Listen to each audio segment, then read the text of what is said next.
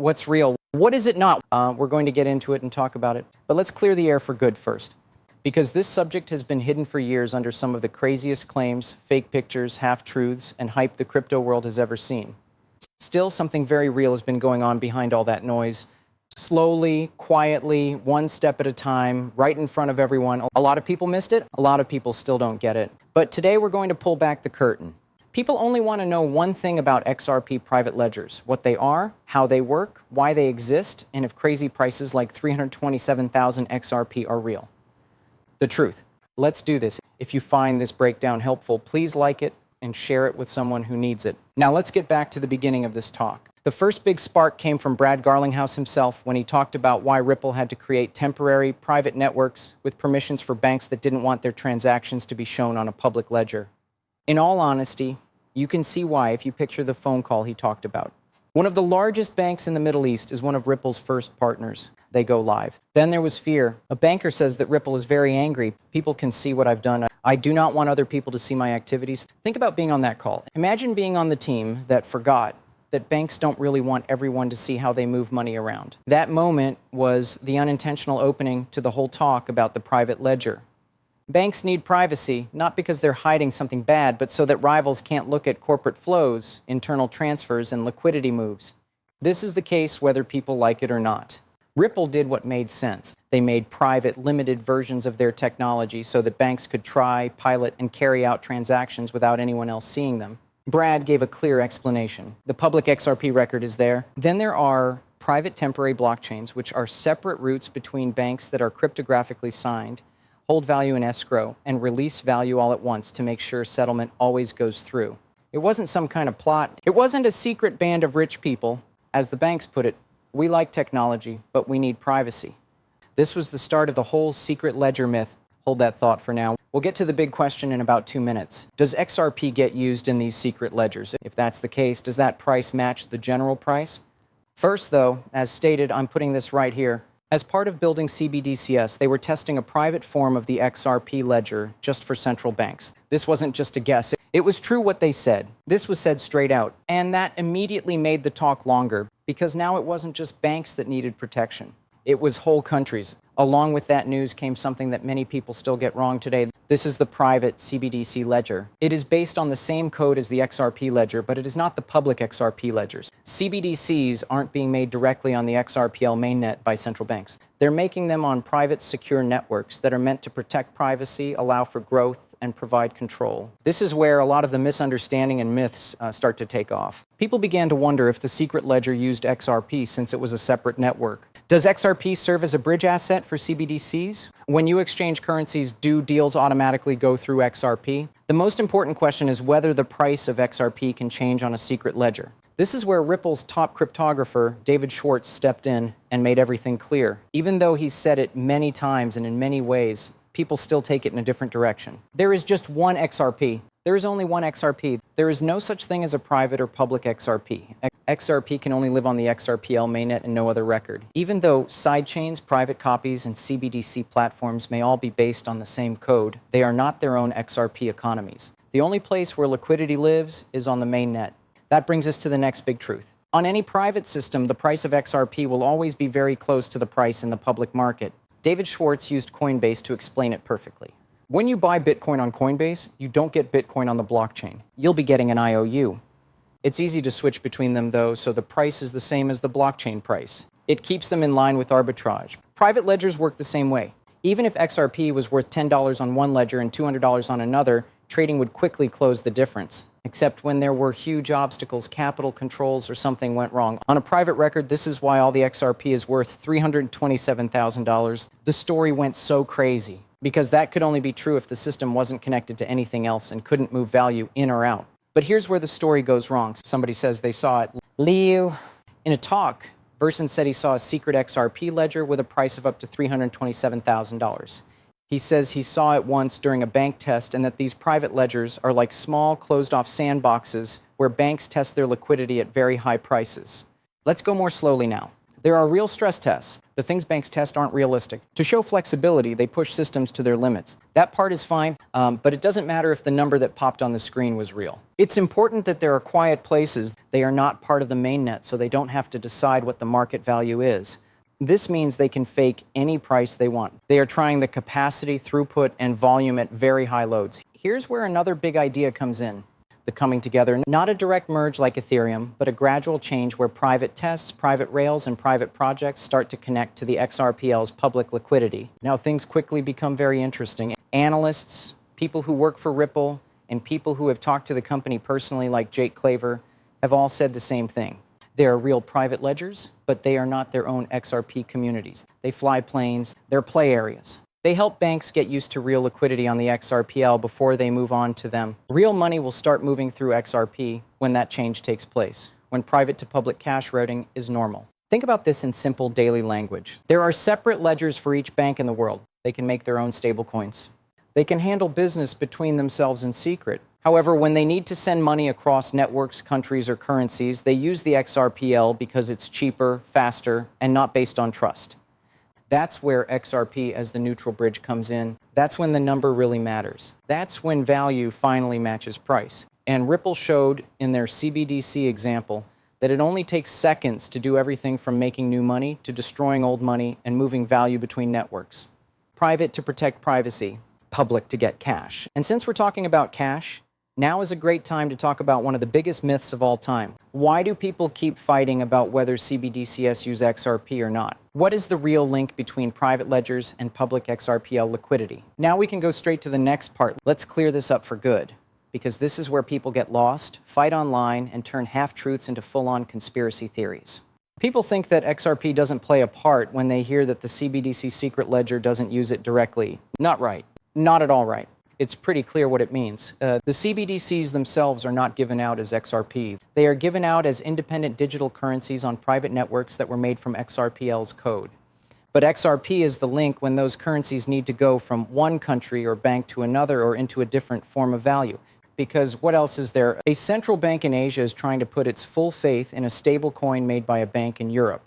Not taking place. A private CBDC network that wants to get along with another private CBDC network, good luck getting that together. The only thing that can sit in the middle, settle quickly, and not need to be trusted or authorized is XRP.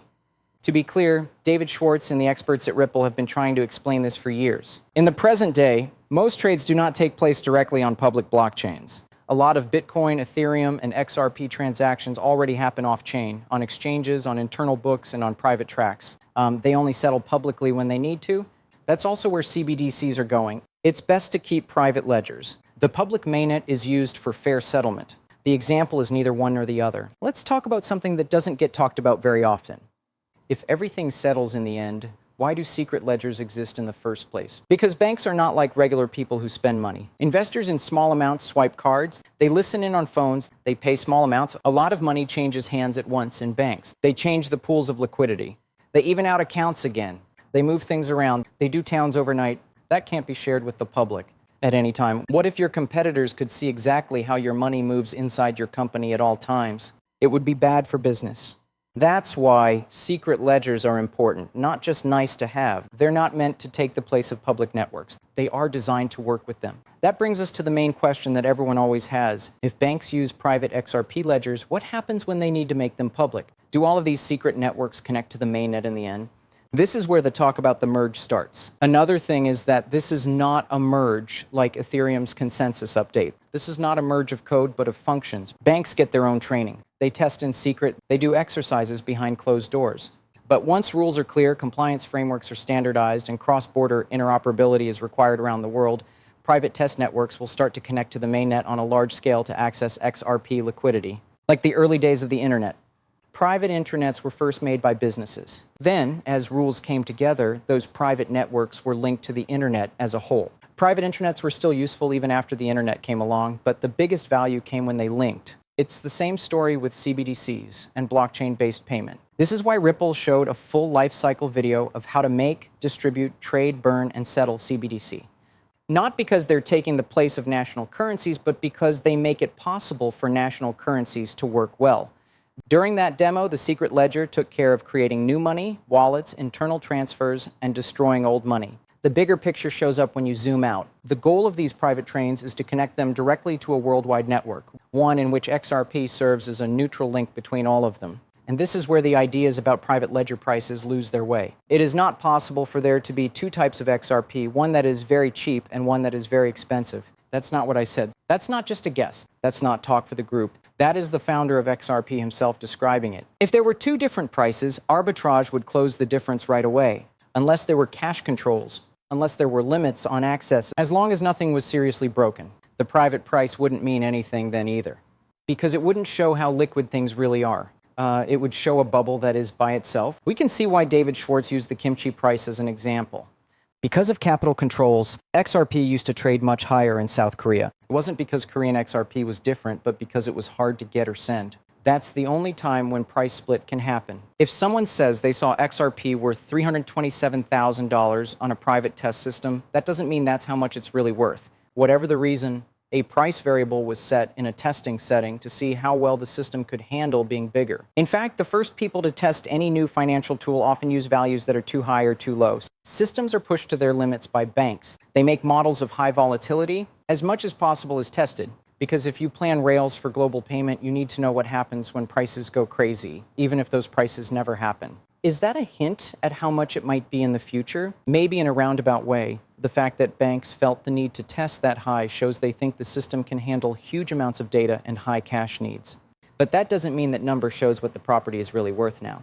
The things Jake Claver said about this show this better than almost anything else. In fact, there is only one XRPL. The big net is there. Only XRP is stored on the main net. Just reading that line gets rid of 95% of the conspiracy theories. Ripple made copies of things with banks like Bank of America, Bank of England, and others. They are not substitutes. It's the same as giving a bank its own test computer to try out a business app. They are free to do anything in that sandbox. They can make the fake XRP price go up to $1 million.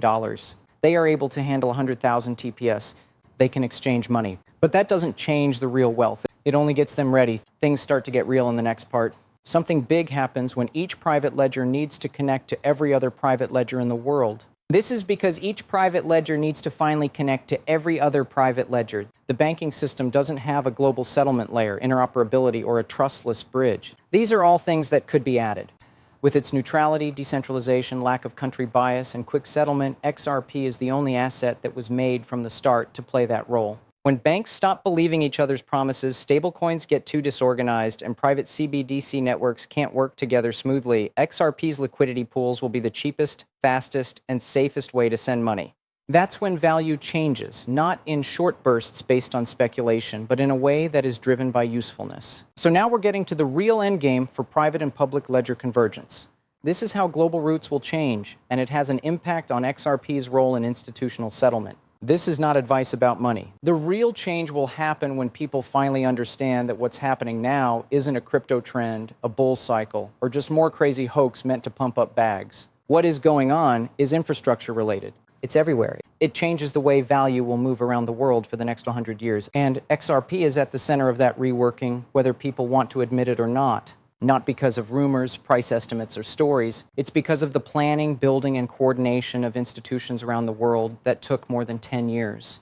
This is the part that most people still don't get. If most people find out that the rails have already changed, the liquidity routes have already been standardized, and the settlement networks have already been turned on, it will be too late to catch up to those who moved quickly.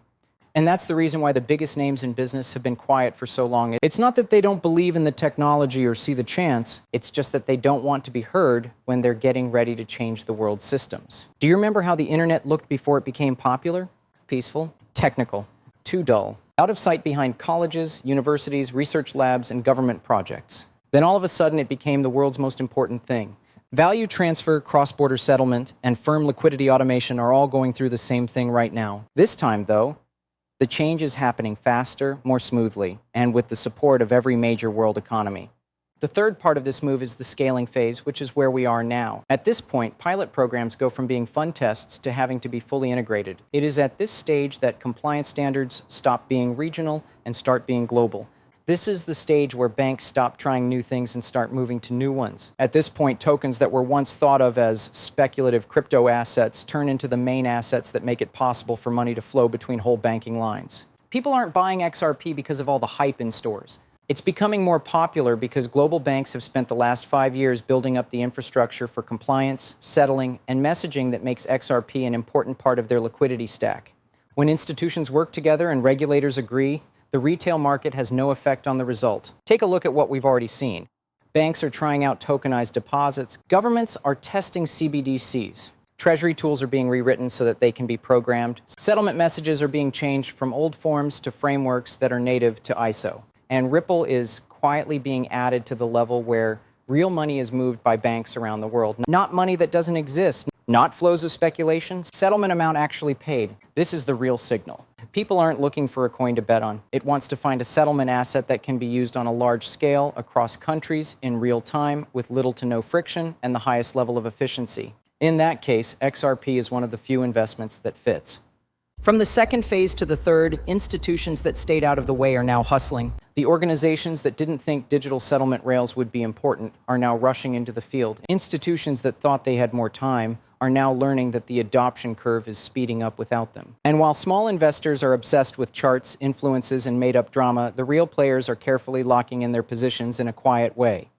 Some people are surprised by this change because it doesn't feel like previous crypto rounds. There isn't a huge shopping rush. There's no crazy bubble of hype. There isn't a clear surge in interest. This time, it seems dull at first glance since it's not a shopping-focused event. It's a replacement for the global financial system by institutions, and institutions don't make noise. They build roads and bridges. They make people follow rules. Standards are made by them. And once those rules go live, adoption can't be stopped.